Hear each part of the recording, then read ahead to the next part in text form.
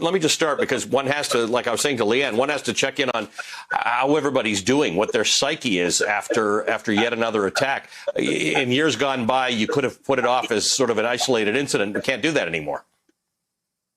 No, you can't. And it's just a heartbreak for all of us that are part of the Capitol Hill working community.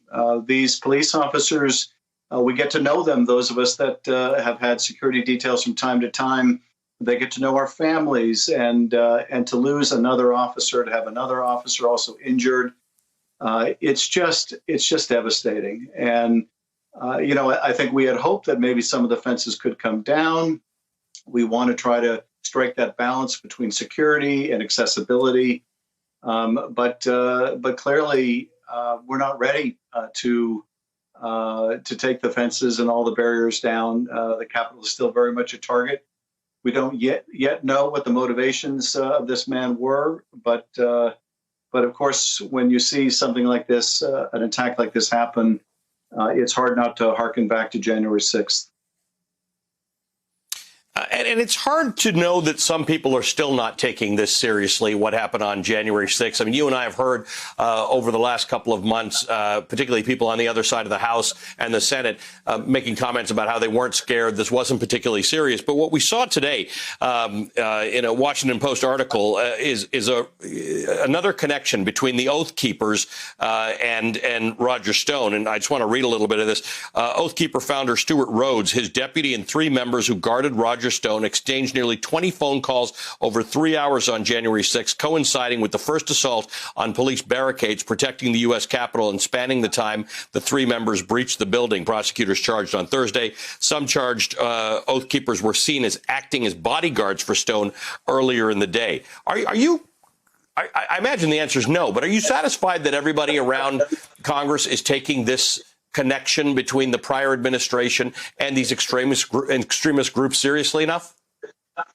No, not at all. And, I think many are pushing back, suggesting that anyone who makes a connection between the president's calls to march on the Capitol or fight this rigged election, that anyone associated with that is somehow tarred with the brush of being a terrorist. That's the way they're trying to pejoratize it, that if you disagree with them, you're calling them a terrorist.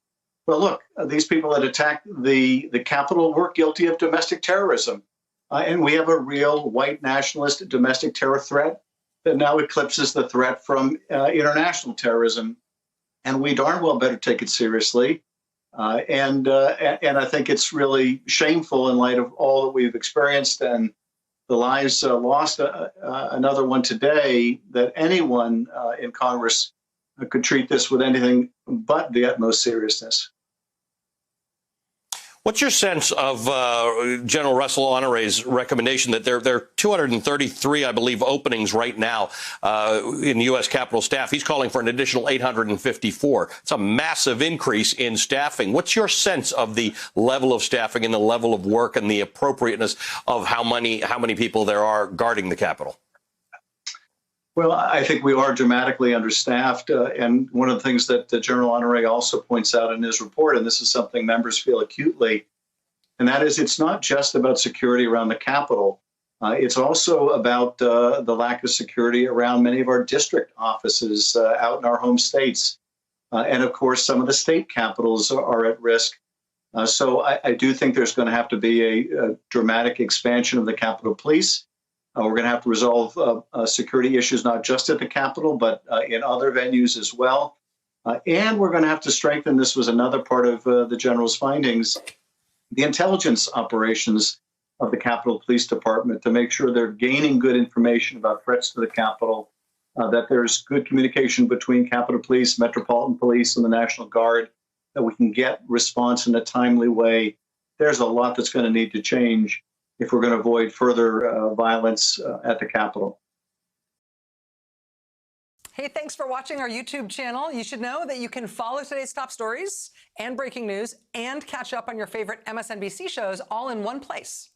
Download the NBC News app today.